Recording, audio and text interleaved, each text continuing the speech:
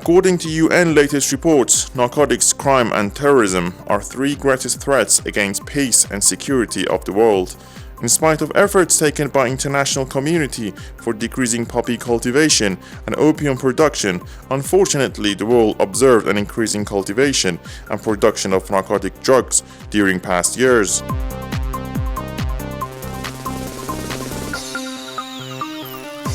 Subsequent to Afghanistan occupation by US and Western forces, opium production increased to 7,900 tons in 2008 compared to 200 tons in 2001.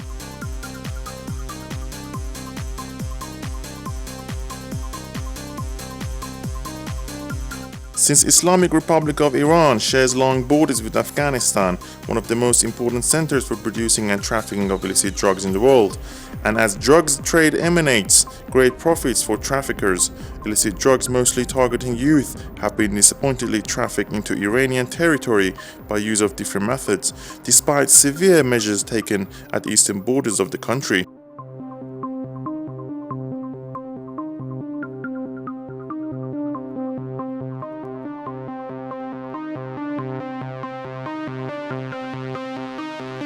In combating this destructive phenomenon, the duty of preventing production and distribution of illicit drugs assigned to Iranian anti-narcotics police through deployment of drug liaison officers at regional countries, hard-to-access areas or borders, and establishment of checkpoints along its long borders with neighboring countries.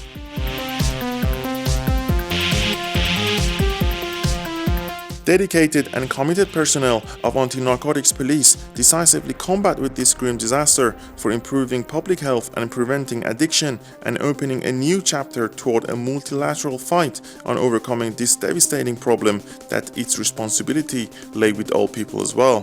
The most significant measures of Iranian anti-narcotics police in recent years will be briefed as below. Implementing special operations, dismantling drug trafficking networks and arresting their main elements. Expanding and strengthening intelligence systems as well as operational cooperation at provincial levels. Implementing drug seizure operations by use of drug sniffing dogs.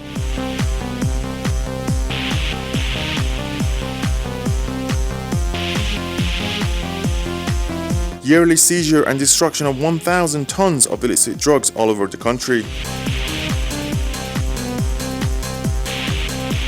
A broad fight against drug retailers and implementing relief plan for collecting high-risk drug users.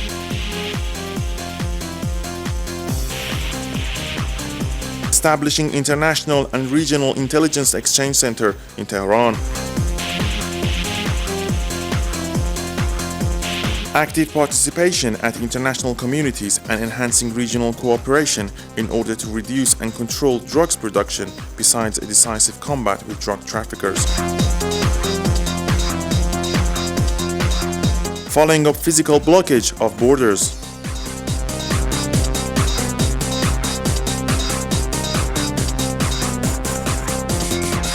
Specialized training of anti-narcotic personnel across the country.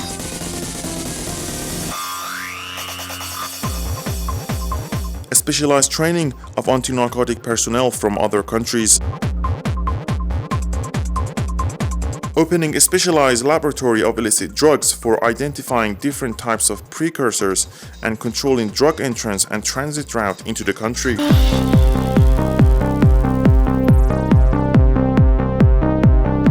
Implementing dozens of research projects, written books and published bulletins.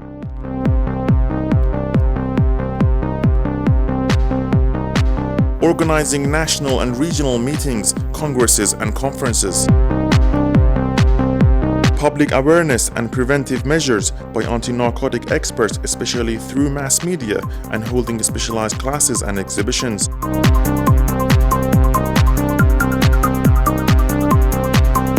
Opening a specialized exhibition and a museum at Anti-Narcotic Center.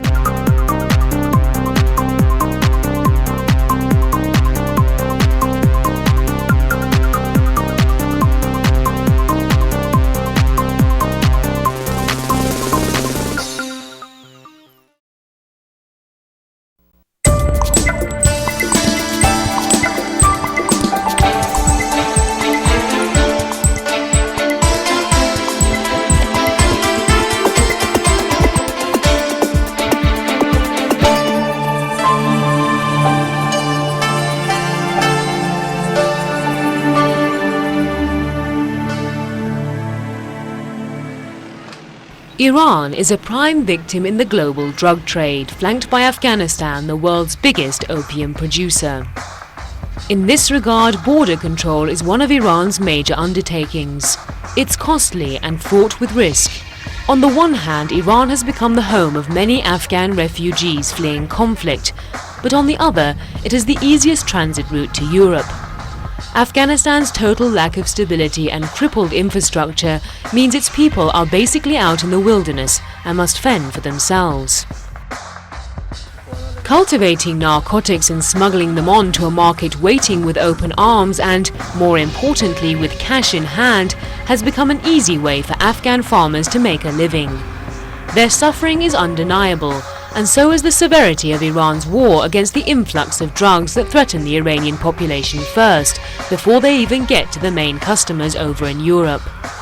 There are 200 million people suffering drug addiction worldwide, and according to the UN Office of Drugs and Crime, Afghanistan supplies 90% of their narcotics. Iran is trying to prevent this aggressive trade from entering the country from one end and exiting it from the other, and avert the dark trail it leaves behind in the Iranian society. In this segment of Iran Today, we investigate that trail that cuts through Iran from east to west.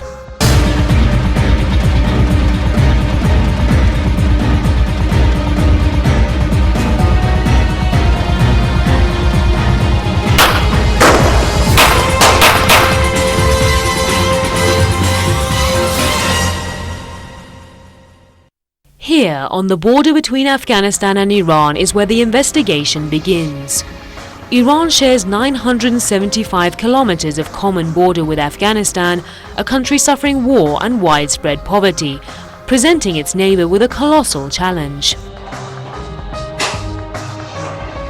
Iranian officials say traffickers try to smuggle hundreds of thousands of tons of opium, grass, cocaine, hashish and the like into Iran each year.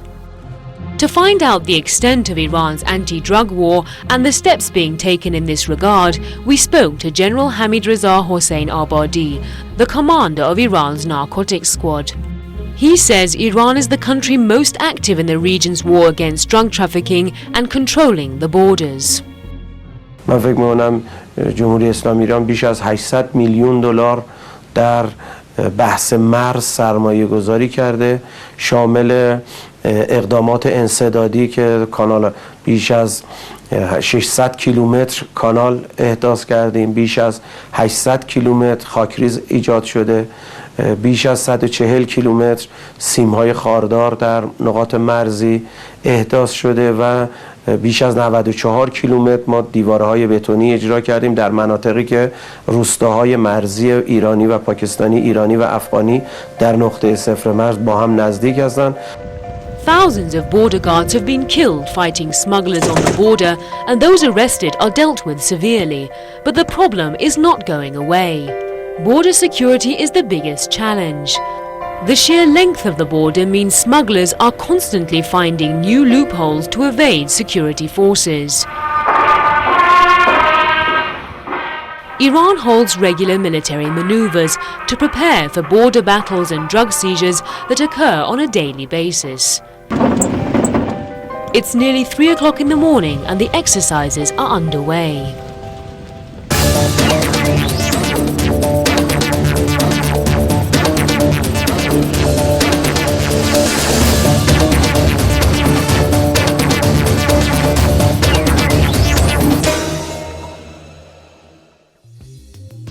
Iranian police say when entering Iran, drug shipments usually head straight for two cities, Zahedan and Kerman, where their next destination and the route they will take is determined. This means police activities in these cities is more intense and arrests and house raids are more regular. We accompanied the police on some of these raids in Zahedan. Numerous stashes have been found and confiscated in these operations.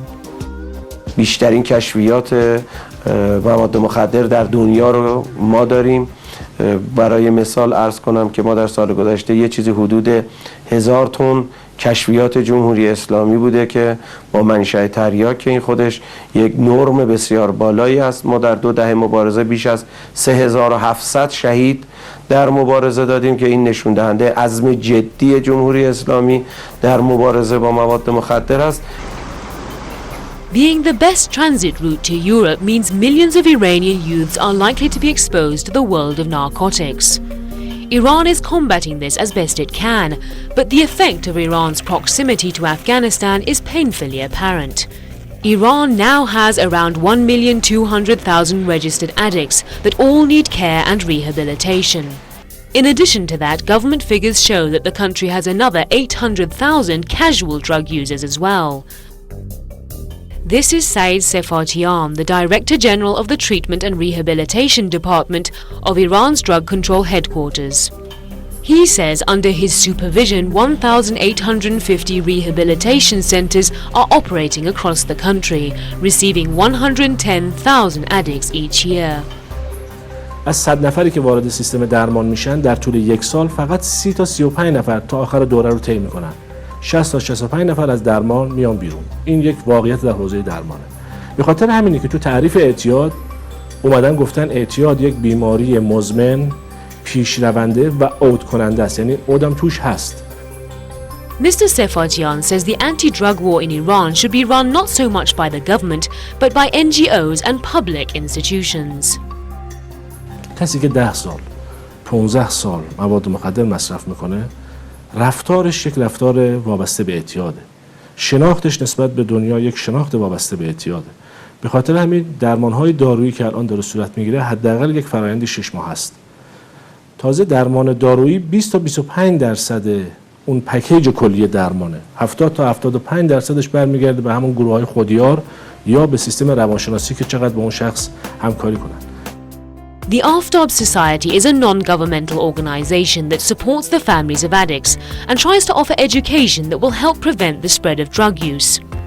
The society also offers treatment, and their knowledge of drug use came first-hand. Those who run the institute have all experienced a dark period of drug abuse and fought their way out. Now clean, they work to help others.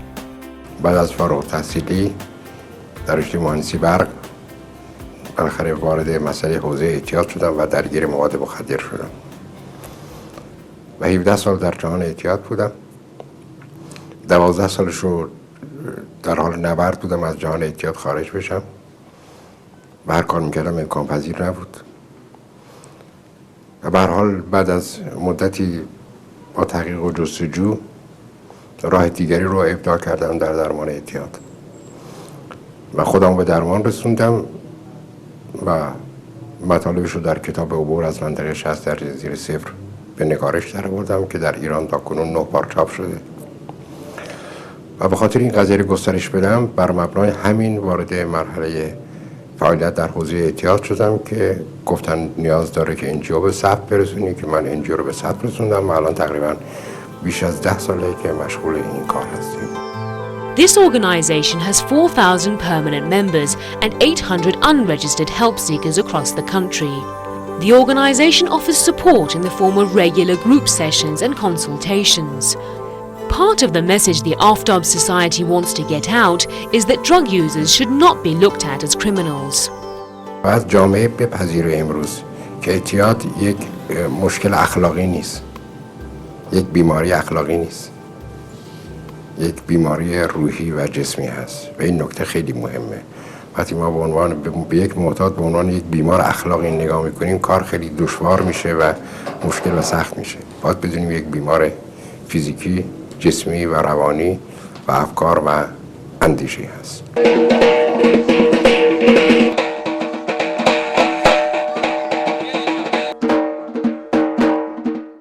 Weekly exercise programs are held at Aftab Institute for members.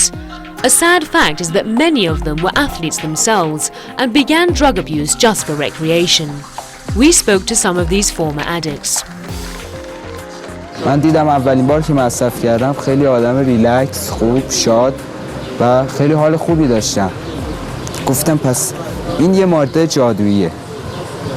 من چون حالم خوب نبود قبل از اعتیادم، درس میخوندم ولی به زور، علاقه به هیچ ورزشی، به هیچی، کلا یه آدم افسرده در به داغون. اوایل اعتیاد اومد اینو درستش کرد، ولی بعداً با تخریباتی که واسم به وجود اومد این بدتر شد. وقتی که یه چیز دیگه ای پیدا کنی که لذتش جایگزین لذت مواد میشه، واقعا لذت مواد توش صفر میشه. یعنی هیچ لذتی وجود نداره تو دنیا که بتونه اون لذت حال خوب آدم و یا حال نرمال آدم و جایگزینش بشه. قبل از درمانم نگاهی که به من میشد نگاه یه شخص مصرف کننده بود. به من به چش یک فرد معتاد نگاه میکردن، فردی که حرفش حرف نیست، کسی که قولش قول نیست، کسی که نظم نداره کاراش. اما الان خوشبختانه چه تو محل کارم، چه تو خونه، چه تو دوستا و چه تو کنگره یاد گرفتم که کارام رو نظم باشه. دیگران رو حرفم حساب میکنن، رو قول و قرارام حساب میکنن و احساس میکنم اون وجه شخصیتی من برگشته چه بسا خیلی بیشتر. دیگه اون فشار شدید جسمی رو ندارم، دیگه اون شب نخوابی ها رو ندارم، دیگه اون دردای شدید عضلانی، اون حالت تهوع و اون عذابی که یه مصرف کننده میکشه و من قبلش تجربه کرده بودم چندین بار، دیدم اونا اصلا برام اتفاق نیفتاد. وقتی آدم وارد یه روشنایی میشه از تاریکی مطلق، وارد یه روشنایی میشه، حس قشنگی داره. حس اون قشنگه انتقال پیدا میکنه رو اطرافیان، تأثیرش رو روی خانواده میذاره، روی جامعه میذاره، روی همکاران میذاره. Of course, prevention is better than cure, and to educate the younger generation as soon as possible, Iran's national television has started producing and running cartoons that might help the cause. These cartoons show the devastating outcome of drug use, hoping to make an impression on young minds.